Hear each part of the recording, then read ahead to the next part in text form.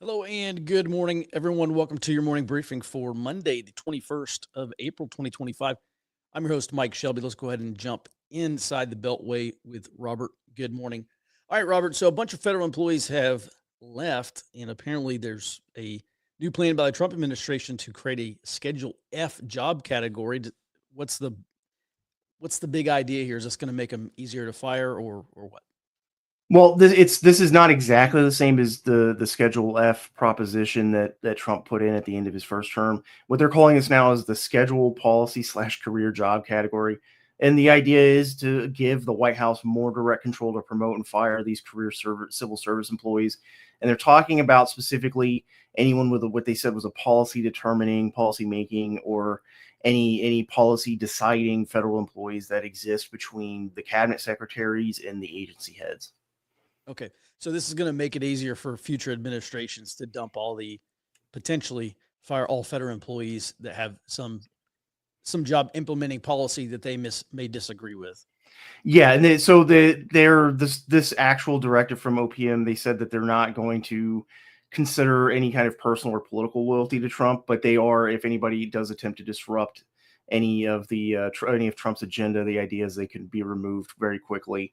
And that seems to be the something else I'm seeing a lot with, I think, Russell Vought, who's at the Office of Management and Budget, is a lot of these guys in the Trump administration they're saying that basically the policy making federal employees, they should just be worried about implementing the agenda rather than trying to find ways to oppose it. Mm-hmm. There was a lot of talk during the first Trump administration. You had all the Democrats and political pundits telling these federal employees, just drag your feet.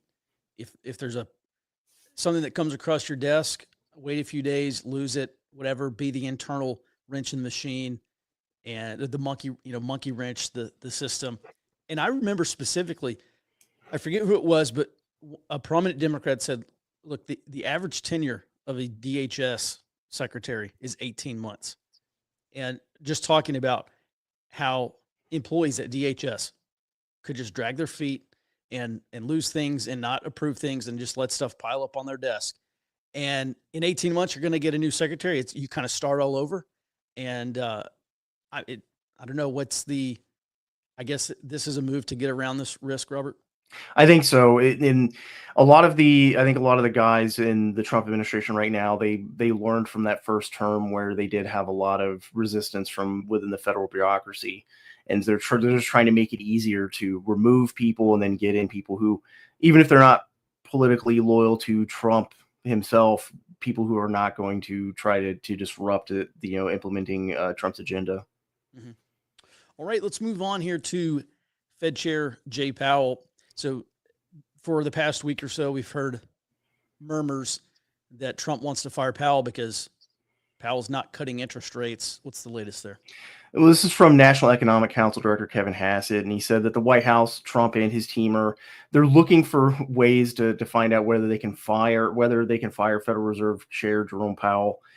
He said this is because the perception within the White House is that Powell acted politically to benefit Democrats during the Biden administration, lowering rates right as Biden was coming into office, and basically keeping quiet publicly about any economic issues, and then also kind of giving an economic boost right before the election.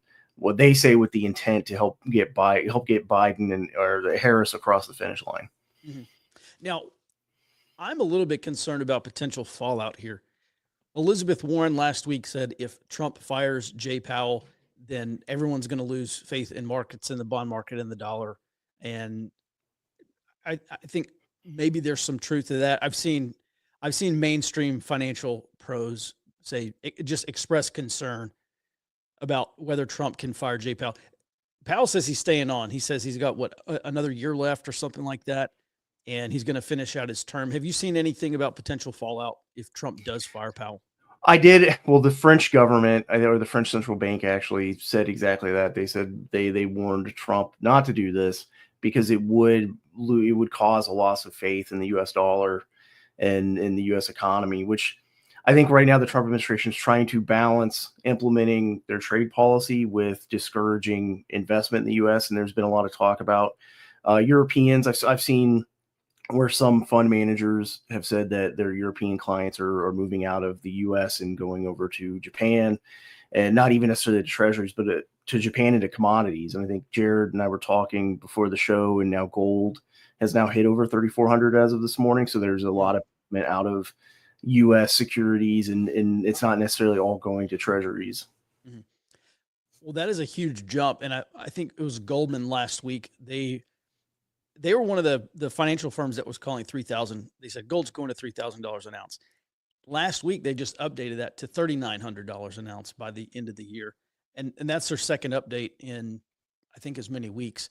So, yeah, clearly we are seeing people sell off treasuries. That's why yields are going up. People are selling out of the dollar or spending their dollars on gold. And it's a little bit concerning. I see guys like Jim Bianco, and I think he's kind of I think he is a straight shooter, and guys like Ben Hunt at Epsilon Theory, another kind of financial analyst and pundit, and they're talking about capital rotation out of treasuries, out of the dollar, and they seem to be fairly concerned about this. I think if Trump fires Jay Powell, it's just going to be one more destabilizing factor at a time really when I understand the Trump administration, they want Powell to start cutting interest rates. Inflation is going down. It seems like, well, it's tough to say. However, I think it would just be another destabilizing factor that would be problematic, as they say. All right, Robert, thanks for that. Nothing significant to report on congressional hearings, at least for today. Let's move on here to our roll-ups, starting with DHL. So logistics, DHL is a logistics multinational giant, and they said they're going to suspend global shipments to the U.S. that are worth more than $800. And they said this is due to a new customs rule that has been proposed requiring formal entry processing for any shipments over $800 in value. And this was actually previously for only shipments over $2,500. They did say that they're going to continue any business-to-business shipments, but they're also likely to be delayed due to this. And I expect more of these shipping disruptions from outside of the United States due to this customs rule change and the de minimis rule changes, because the Trump administration has been continuously pushing for ending the de minimis exception to tariffs. And from what I understand, part of the issue that the Trump administration is trying to address is that not just illicit fentanyl shipping, but other shippers were basically gaming the de minimis shipping rule by packaging all of these lower value shipments together in less than container load shipments to get around these import duties. And so now I think the Trump administration is trying to close that on both ends, both above the de minimis exemption and below it. Mm-hmm. Yeah, we've also seen President Trump go after countries on transshipments where China's just shipping their goods to a third-party country. They're putting made in Mexico, made in Vietnam, Philippines, wherever, and then reshipping it to the United States as a non-Chinese export. All right, Robert, this is very important because it plays into the next item. Jared, good morning. The Chinese Ministry of Commerce over the weekend issued guidance, and they effectively said they encourage their companies, go out and get whatever trade deals you can. It just cannot hurt China. This is pretty alarming, and we'll talk about that in just a second, but let's just start with the facts. Yes. Well, so this what I'm covering is not to companies, but to different nations, warning them, we will retaliate against you if you enter into a trade deal with the United States that limits trade with us. So they're outright saying we'll go to a trade war with everybody in the world if you start hurting us. Mm-hmm. Well, China's not in a position to do that. Previously, just a few weeks ago, I shared it here right on the show. Treasury Secretary Scott Bessent had this really great interview with Tucker Carlson. If you haven't seen it, I highly encourage you. Just get on YouTube and search Tucker Carlson, Scott Bessent. And he said, China is in a depression or in a deflationary recession / depression, and they need to export their way out of that. And he says, quote, we cannot allow them to do that. He said, China doesn't have that. China's playing with a pair of twos. And if you play poker, you know, a pair of twos it's something, but it's just not a whole lot. You're probably not going to win. So, Jared, this really seems to me like China understands that the United States is cornering them. And this is something we've talked about for the past month or so, not only on tariffs, but everything else. This is U.S. economic war against China. We've previously talked about the United States, President Trump trying to negotiate all these trade deals, and as a part of that trade deal, getting these other countries to implement their own tariffs on China. And this is, again, the intended effect is ostensibly to move manufacturing back to the United States or back to the Western Hemisphere. I have no doubt that that's true. But Bessent told us very clearly, we cannot allow China to export their way out of this. And the problem is Chinese, I think like something like 10 to 15% or something like that of Chinese exports go to the United States, which they can weather. They can increase domestic consumption. They've been talking about that. They said, look, we got to pivot. We got to create financial and economic conditions. So where Chinese consumers are buying all this surplus stuff, especially if China can't just go out and dump all this surplus below cost in these other countries, which they're pretty notorious for doing. The problem is they can probably make up some domestic consumption to account for the drop in exports to the United States. They cannot do this with every country around the world, which really does seem to be like President Trump's goal here. My concern is, we know when China gets backed into a corner, historically, they're likely to initiate some crisis or get into a conflict. It seems like we may be getting closer to that point. I agree. I think we will probably see a lash out. Maybe I think we'll probably see them lash out a bit very soon. I don't think we're going to make it to 2027 before something happens. That said, there is just, I noticed a kind of side pattern when we were doing that dive into what happens when they inflate the yuan away. It seemed like anytime they enter an economic crisis, there was always a rebellion. That's something I'm going to be keeping an eye on, is if there is dissent in China, how big is it? Is there going to be anybody that tries to oust Xi Jinping, which I don't think is likely, but I can't ignore the trend throughout Chinese history.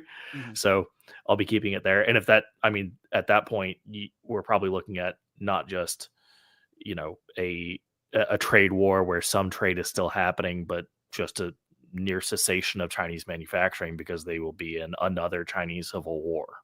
Mm-hmm. This is something, and just if I can real quickly, Albert Edwards, he is over at Societe Generale, which is a French multinational bank. Let me pull this up real quick. Last week, this is the last point we'll make on China, we'll move on, but I do want to bring this up. Last week, he said something very, very interesting, and I'm just going to share it with you now. He wrote, quote, "The silver lining, worsening Chinese deflation lowers U.S. inflation risks." All right, so this is one of his points. He continues, quote, "We had a heads up that China's GDP deflation may have worsened in Q1. So basically, you look at the deflator indicator, and China's still undergoing deflation, which is very difficult. Once you get in a deflationary spiral, which China has been in, it is very, very difficult to get your way out of it. That's one of the lessons that FDR learned back during the Great Depression. China is also going through this period. At any rate, Albert Edwards continues, "The Chinese economy has been trapped in deflation for 2 years now, and with a tsunami of U.S. tariffs hitting imminently, it is unlikely to exit deflation anytime soon. Surplus capacity in the manufacturing sector will be desperately thrashing around for markets like a beached whale." He continues, quote, "China also has an extraordinarily poor fiscal position. Don't take my word for it. The normally timid IMF has signaled out China's fiscal situation as unsustainable. Indeed, it is even worse than the U.S., if that can even be imagined," end quote. So we've previously talked about China going through its own 2008-esque financial meltdown. Maybe something worse. I'm not sure if you can compare it to the Great Depression here. I will end by saying this. We know from a fantastic book called Economic Interdependence and War, 90% of the time, great powers that are economically interdependent, so they depend on each other, 90% of the time, they develop negative trade expectations of the future. 90% of the time, that results in war. History, I would say, history is at least one indicator that we should be preparing about preparing for the fallout if this actually does happen. A worsening trade crisis. I'm not sure if China would go to a cessation of trade, but clearly they have to do something to stop the United States from building this large trade and tariff coalition to isolate China. You go back to Trump's first term, maximum pressure against Iran to isolate Iran.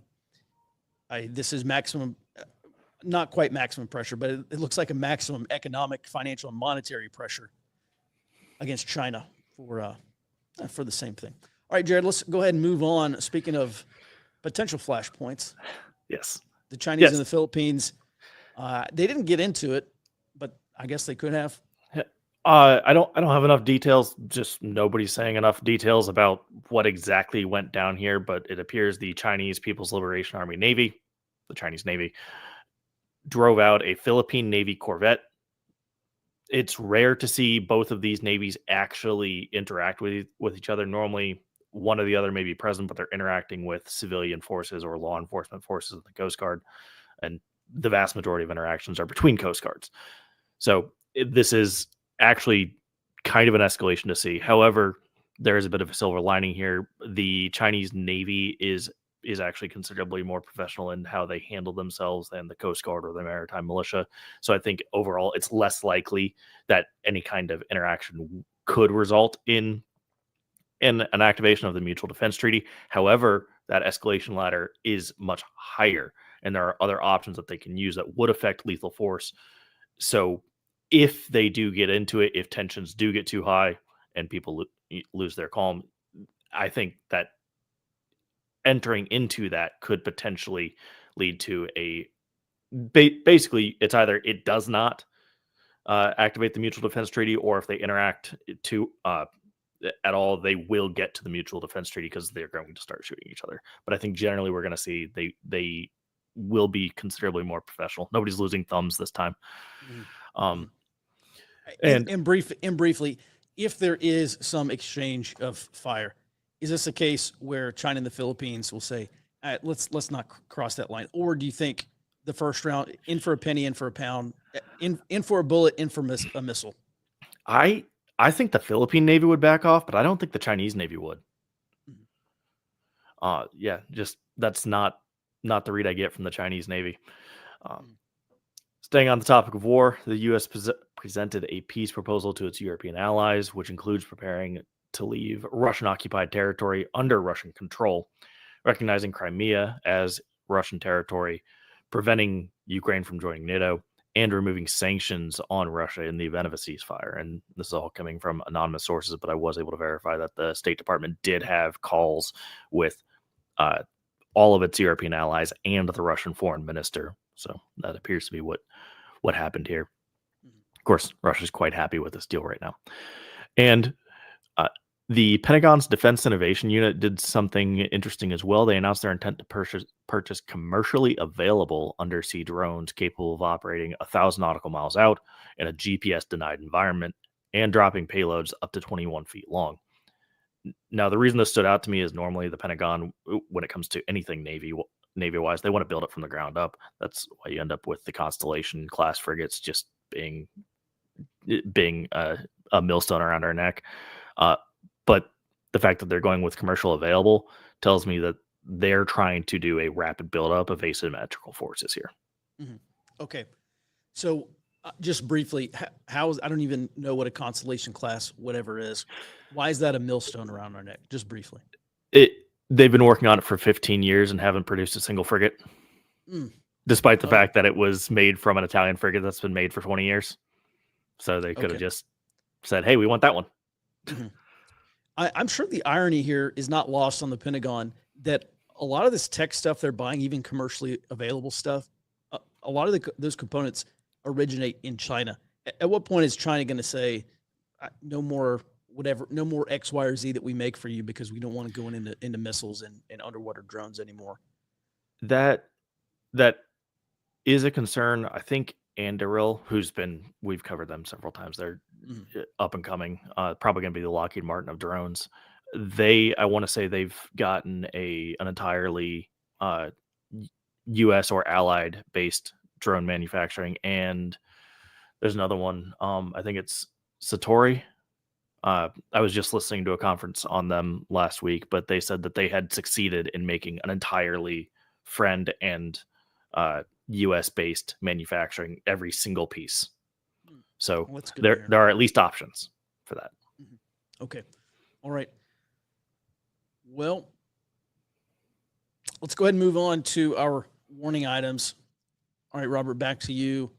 We got this midnight order from the Supreme Court over the weekend, like late Saturday night, early Sunday morning, I believe.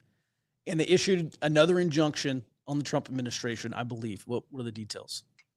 Yeah, this was an emergency appeal from the ACLU because they said they were going to go to all 94 district courts across the United States and file lawsuits trying to get temporary restraining orders against the Trump administration to stop planned deportation flights to El Salvador of some of these Trinidad Iroquois members under the Alien Enemies Act.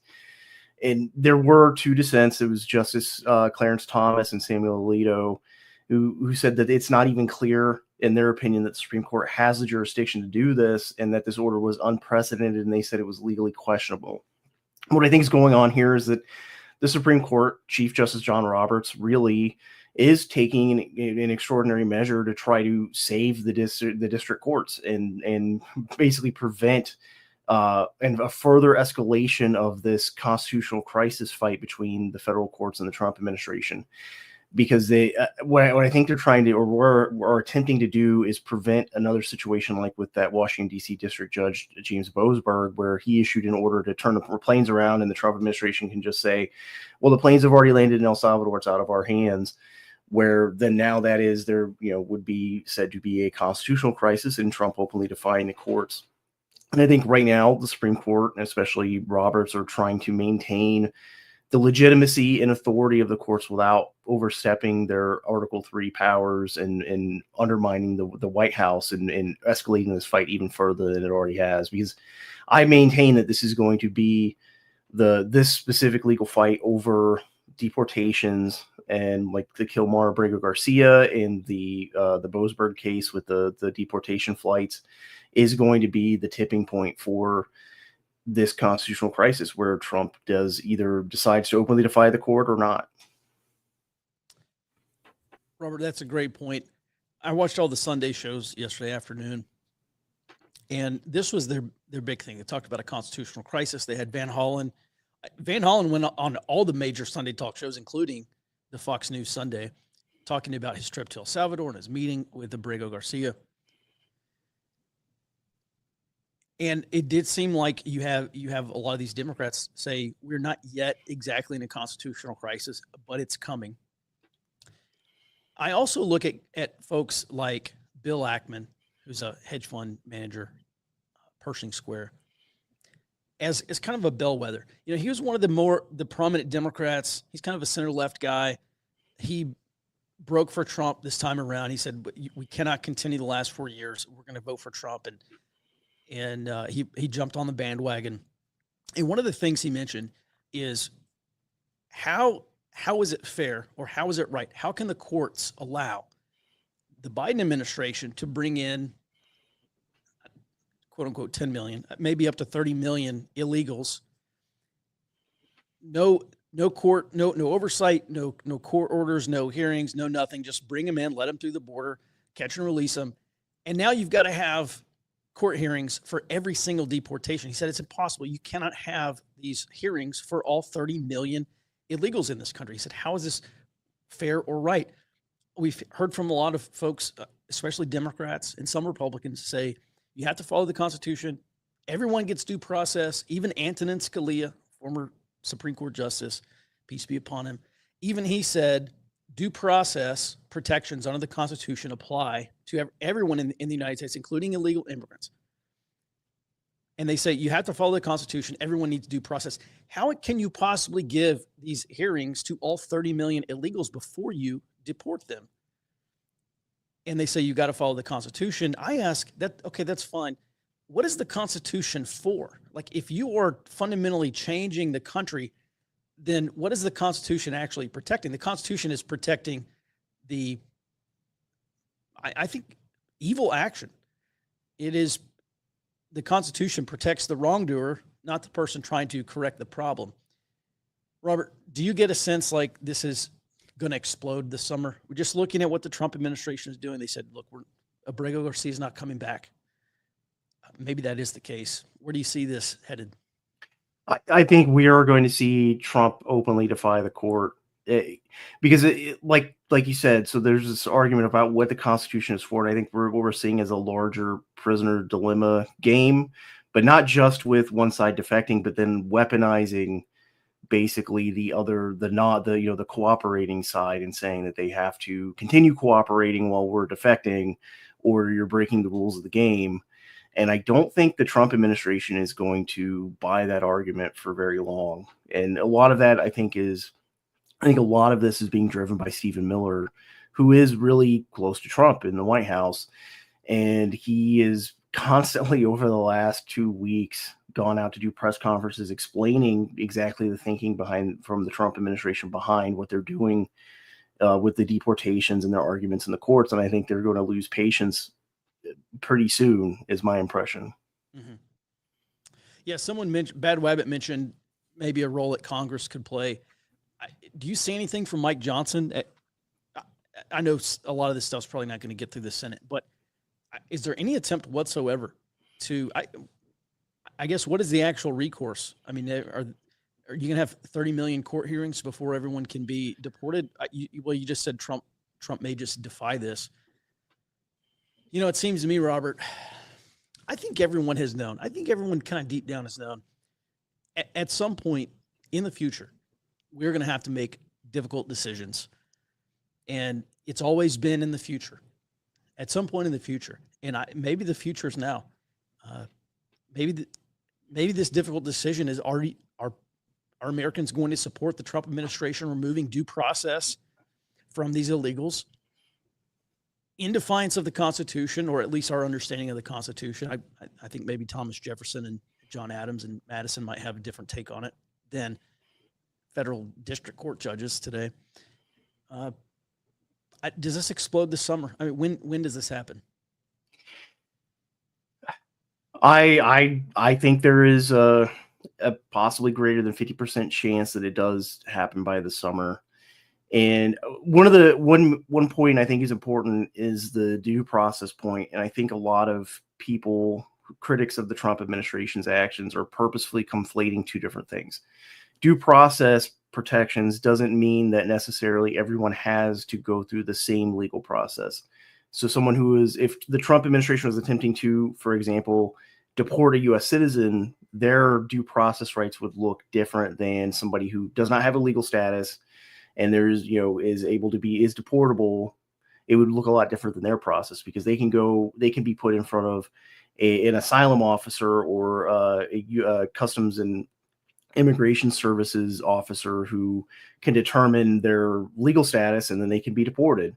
That is much different than what it would look like if it was a U.S. citizen. And I think a lot of critics of the Trump administration are conflating the two things purposefully to give people the impression that the Trump administration, if they don't sit all 30 million illegal immigrants down and put them through a 6-month trial with multiple hearings, that they're violating the Constitution. And it's basically the same messaging strategy that the critics have been using on the Trump administration about Abrego Garcia, where they call him a Maryland man or a Maryland resident, and conflate the concept of legal status and illegal status to make it appear that Trump is deporting an American citizen or a green card holder.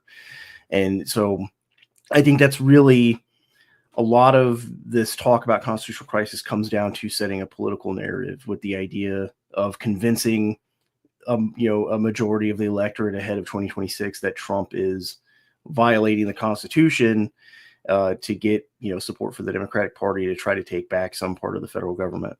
Mm-hmm. Yeah, I see people in the chat mentioning impeachment 3.0. I think, Robert, I think you're probably right. I think this is probably a decision that we are going to see this year. Last point here before we move on. State of the Union on CNN. Dana Bash was on there, and she had Senator Van Hollen on there talking about his date in El Salvador. And Van Hollen said Abrego Garcia committed no crimes. And Dana Bash actually stopped him and said he entered the country illegally. And I thought that was a little more fair than usual. And it really made me wonder why. Why is she trying to be fair on this issue? All right. Thanks for that, Robert. Let's move on here to the next item. Jared, welcome back. By the way, there's a lot of questions and comments into the chat. We'll get to them during the Q&A portion. For now, let's talk about U.S. and Vietnam finalizing this F-16 deal. This is important. Didn't the Philippines just have some similar aircraft deal with the United States? The State Department approved it. There's both sides will have to figure out funding and then probably a transfer deal. But yes, State Department has approved it, which actually you can see that they're also light blue as a potential future operator here in this anti-China coalition. But yes, the U.S. and Vietnam are reportedly finalizing the agreement to buy F-16s. It's been negotiated for a while now.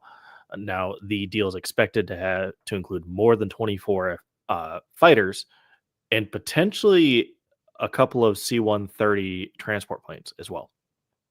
Now, this all comes on the tail of Vietnam previously saying it wanted to buy more American weapons to reduce its dependence on Russia, because being a former, still communist state, it was backed by Russia, runs a lot of Russian weapons. But they were hesitant due to fears of China's retaliation. I think a large part of that has been waived just due to China's belligerence over the past, 4 months? So, you're going to get retaliated anyways.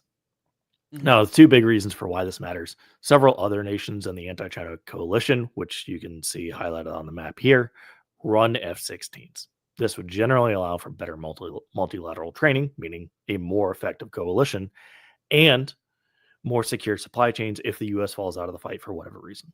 You see South Korea's up there. Indonesia's got F-16s. Thailand has them.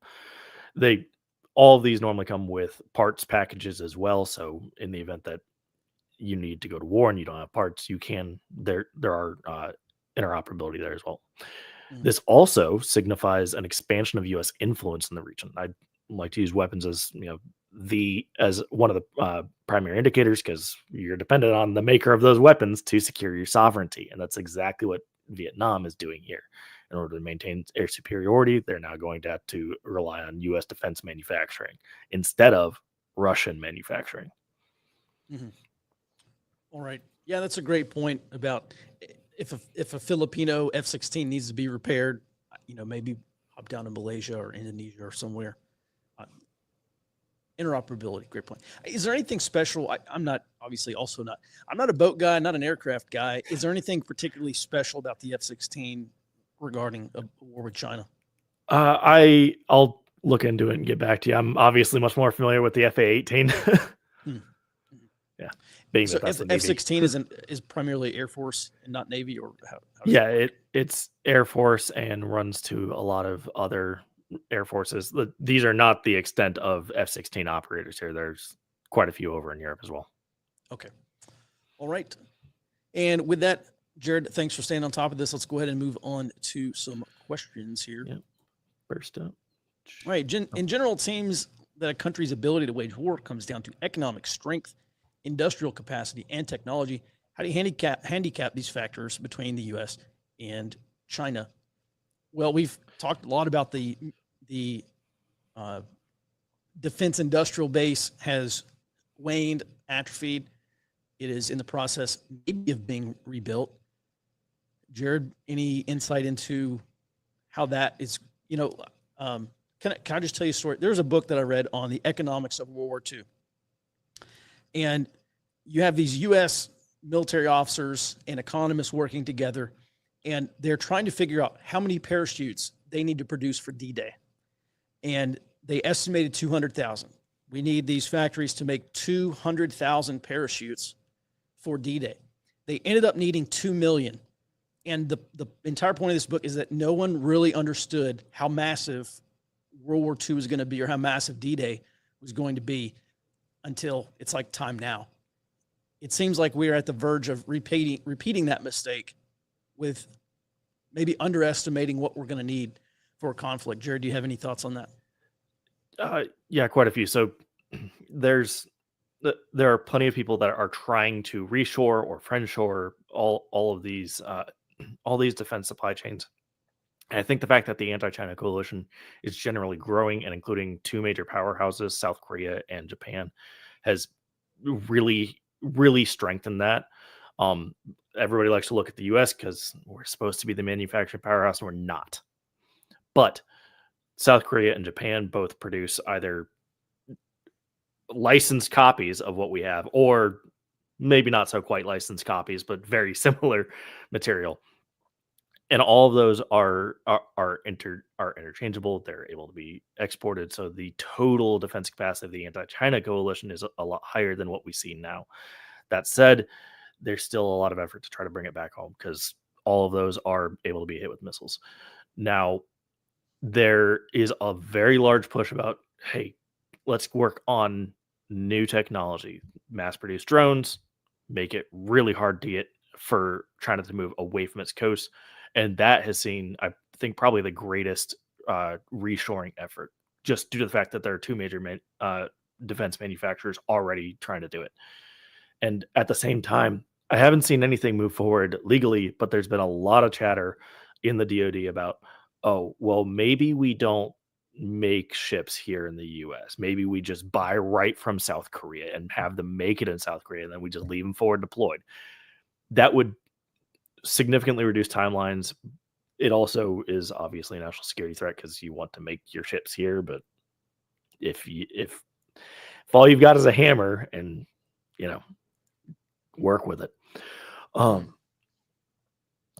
That said, I do think there's the Indo-Pacific Economic Framework. I've harped on this for probably almost 2 years now. That was a significant step towards manufacturing a lot of the base level components outside of China, and I think that is helping drive it. There's a lot of stuff that can be converted inside of the IPEF that would then help with defense manufacturing across the entire anti-China coalition. Mm-hmm. We've also seen this strategic cooperation agreement that was hammered out, I think a couple of years ago with India. U.S. and India are going to jointly manufacture certain munitions. I'm not sure what exactly, but it seems like we are kind of taking a step towards that direction, have been for some time. All right. Thanks, Jared. Next question. With inflation falling, what is Powell's hesitation with cutting rates? Well, I think Powell is concerned about tariffs being inflationary. I think he has repeatedly said they want to see, we're going through a period of disinflation right now. So just the rate of inflation is still going up. It's just not going up as fast as it has been. So that's called disinflation. I think Powell does not believe that they have defeated inflation. And I think he's concerned about if they do cut rates, then that may cause inflation to tick up. That's number one. Number two, Powell said the U.S. jobs market is holding up pretty good. And so I think Powell wants to see jobs deteriorate before he starts cutting rates. So I think Powell just thinks it's too early to start cutting. Trump, on the other hand, does not think it's too early to start cutting. He wants to see cuts happen now. So I think that's the argument, at least, that we get from the Federal Open Market Committee minutes. If what comes out in those minutes is accurate, this is Powell's argument. All right, next question. What signs or indicators would one expect to see right before China starts a blockade of Taiwan? Is that something they would be able to decide and implement on short notice? Jared, one thing I was thinking was blood banks. I've heard some people say that the United States is not medically prepared to fight a large-scale conflict with China. However, if we start, and I don't even know what China does or if they do this, but blood does not have a long shelf life. It's like a matter of weeks or months. And I don't know if you can freeze it or whatever. But if we start seeing blood drives, that's what we saw from Russia. Russia started these big blood drives, and it's like, okay, well, where's this blood going? It's going to go into wounded Russian soldiers at some point in the near future. What are the early warning indicators that you would expect to see before China starts this? Well, Unfortunately, most of the ones I'm thinking to list off, we've actually covered over the last couple of years. You're talking about troop movements, practicing actually running the blockade, mass buys of oil, and backup monetary systems. We've seen all of those, and a lot of the troop movements, they've had bases established near Taiwan for a few decades. So it's hard to see mass movement when they've been able to trickle it in for quite some time. Jared, we've also seen just over the weekend, there was satellite imagery that showed 5 of these Chinese barges. These are retrofitted barges. They're specifically designed to offload military equipment into the shallow waters of Taiwan. They've been sitting, they're in the water already. They're in the water right now.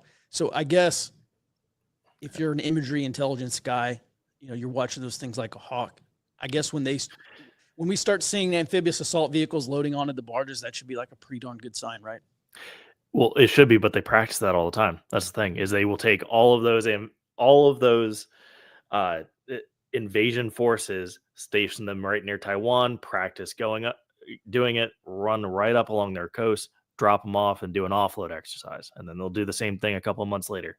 Mm-hmm. So your indicators are basically always on, which is the point of doing all that. You keep it right near it. Now you never really know which one's going to be the one. And that requires you to respond to everyone and destroy your equipment responding. Mm-hmm. Greg says if we see a ramp up in US Pacific Fleet SSN, I guess that's a nuclear submarine deployment. Yeah.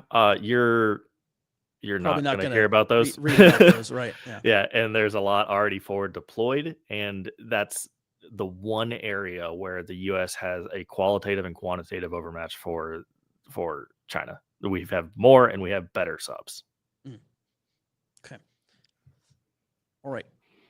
Let's see here. Next question. Congress could move and actually take away. We kind of already covered that, Robert. It doesn't sound like anything meaningful is going to come from Congress over the due process problem facing the Trump administration. Just briefly, is that the way you see it? Yeah, I don't think it's likely. There is a path that Congress could take to do this, to get through orders that allow the Trump administration to do this, or laws that actually just completely restructure the federal courts, because that is within the power of Congress. That would require them to kill the legislative filibuster in the Senate. I haven't seen any sentiment from Republicans to want to do that. So I think at this point in time, it's unrealistic. Yeah, I think Ben here hits the nail on the head. Congress will not act here, and Dems will get their issue of Trump defying the courts. Sure seems likely. All right. Peter asks, why does the Constitution apply to non-citizens? That concept kind of dilutes the point of being a citizen.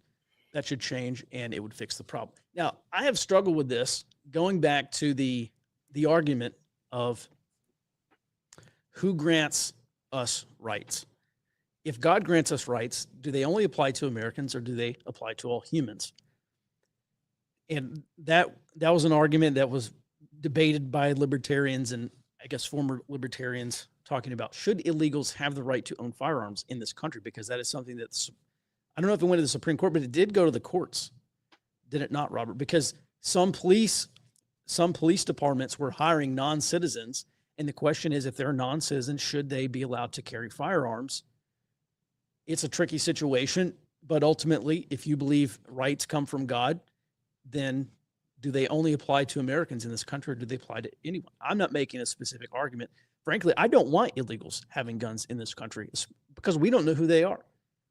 But do illegals have a right to self-defense? I don't know. Robert, what do you make of this?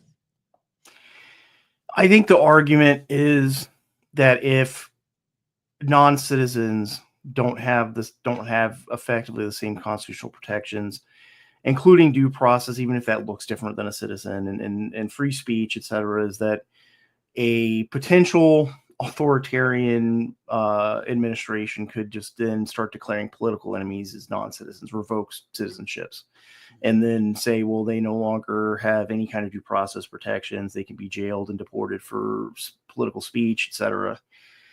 I I haven't seen evidence that would actually play out that way, just because it is very difficult for you to have, like, as far as I understand, you can't just unilaterally have your citizenship removed. And it's actually a very arduous process to renounce your own U.S. citizenship. So I think right now this argument that was at one point in time made in good faith is now basically being weaponized by people who have a political interest in 30 million illegal immigrants remaining inside the United States to either have their own pathway to citizenship, or very clearly through birthright citizenship have a pathway for their children to become citizens and potential voters. Mm-hmm.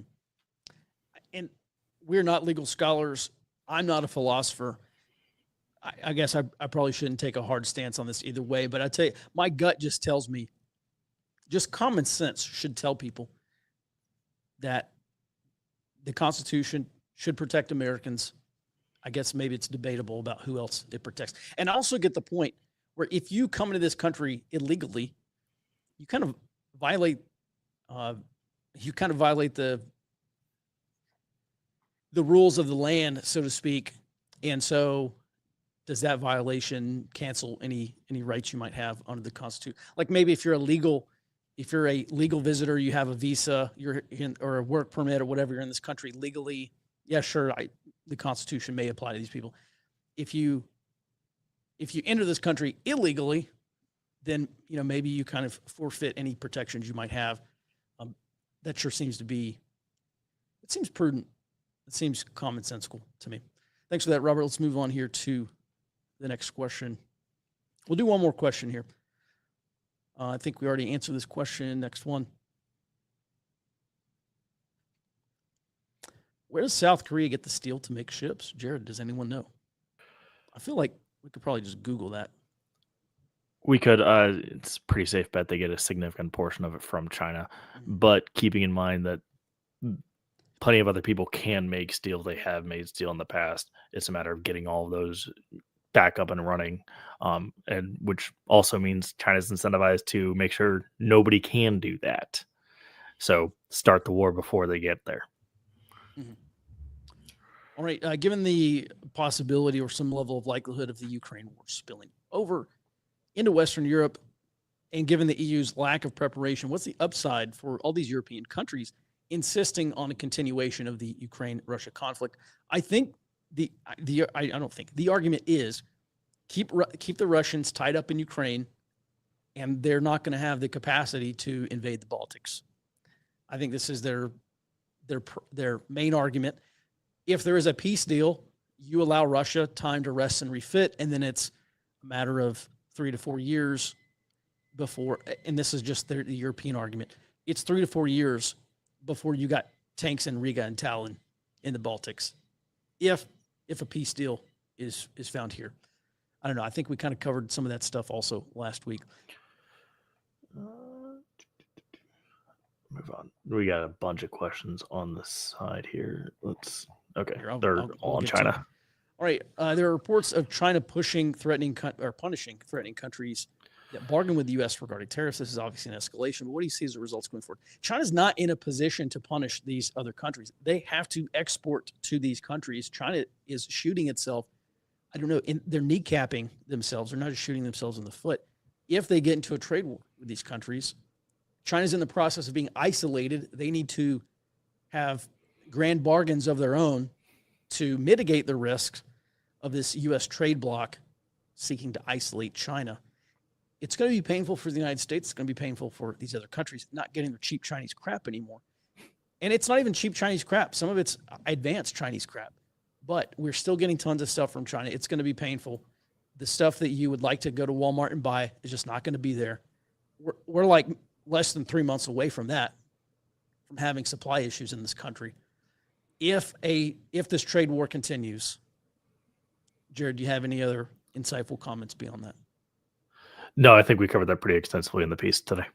Okay. All right, seems like having manufacturing in a forward area near China would incur a lot of risk. Yeah, well, what's the likelihood that China just fires some missiles and they put holes in flight lines and drop a missile hits an aircraft manufacturing plant I mean, are those places hardened against attack? Not likely. However, we have to keep in mind that everybody likes to talk about, oh yeah, China can reach out and touch all of our Asian allies. Sure, they can. All our Asian allies can also reach out and touch China as well. I was just looking at it now that there is a Typhoon missile system inside of the Philippines. Depending on which Tomahawk missile they've got, they could potentially wreck the Three Gorges Dam. So China cannot afford to open up that capacity in a war. They want to try to keep the war limited so they don't have to deal with homeland strikes. Mm-hmm. Jared, it seems like every rock we start to look under, it's more bad news for China. Yeah. I mean, I think, all right. We talk of large scale war with China. Exactly what would that look like? Boots on ground, ICBMs. I mean, I think it would be a naval, air, cyber battle, info battle. I don't expect boots on, maybe some island hopping for Marines and the Army. I know the Army has been talking about that for a while. Special operations. I don't even know if there's a soft campaign plan for the Indo-Pacific yet, but I know that's one of the things that defense officials have been talking about is using special operations to go take islands or destroy military outposts, set up like flight lines, runways, at least clear the island so that Navy Seabees or whoever can come in and do that. Jared, anything else? Boots on the ground would probably be pretty limited just to the South China Sea Islands. I think the paracels would be necessary because they're right in the line from Hainan to Taiwan's southern tip. So if you can get in there, you can cut off a major supply line. That's probably where boots would be. But never would I expect boots on the ground in mainland China, because the moment you do, homeland strikes are back on the table and they're launching ICBMs at us. All right. Lots of opinions. All right. Last question for today. Are we sure we're not underestimating China? Well, I'm concerned about Chinese cyber. China still holds something like $750 billion in US Treasuries. I think it would be financial suicide for China to dump those. So they're running out of time. You know, they've been paring that down from over $1 trillion. Now they're down to 750. And maybe China does dump those. It is curious as to why China stopped buying long dated treasuries, like 30-year treasuries, probably because they're pretty unsure about the credit worthiness of the United States across 30 years. Jared, let's just play, if you can play red cell here, how does China outmatch the United States or this coalition? Industrial capacity, obviously. So they could win a war of attrition potentially. Potentially. Minus oil, if they can figure out the oil. Yeah. Well, that's really the crux. That Achilles heel of that is they have to import all the base materials. Right. I think for everything except for steel, and even steel, depending on the type, they have to import stuff. After that, sheer quantity of naval assets. If the allies don't go in, then pretty much everybody gets overrun one at a time. That is probably it. I've talked a little bit about why I don't think China actually has a foot soldier. I don't think they can simply overrun Taiwan, because we've talked about the 20-to-1 ratio previously, and that's a lot of people. Yeah, they're going in. China would be going into highly defensible terrain. Yeah, in Taiwan. Yes. So they would need 20. So U.S. Army doctrine, I think it's 4-to-1. You want 4 soldiers for every 1 enemy soldier, or insert whatever you're talking about. You're saying Taiwan is a 20-to-1 problem for China. That was the ratio that the admirals and generals planning Operation Causeway into taking Japanese Formosa, Taiwan. They came up with about a 20-to-1 ratio. And if I remember right, that was on the low end. Mm-hmm. And that was with not as many defenses as we see now. Since then, there's been almost a century's worth of buildup of defensive positions inside of Taiwan. It probably is higher. Mm-hmm. All right. And we know China restricted exports of sand to Taiwan, and a bunch of people said, why sand? Because sand is used in concrete. Taiwan's got been building all these bunkers and hardening whatever structures. All right. Everyone, that's going to do it for today's show. Thanks so much for the support. And yes, Ben, it is okay if you smash the like button. If you're new, we do this every morning, 0800 Central Time, Monday through Friday. And then we move information sharing over to the Early Warning Network app. You can access via your smartphone or the web. I prefer the web. Lots of people use the smartphone app, however.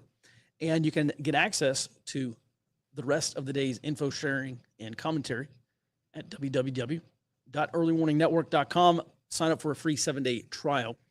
Nothing to lose, everything to gain. And as always, thanks for watching.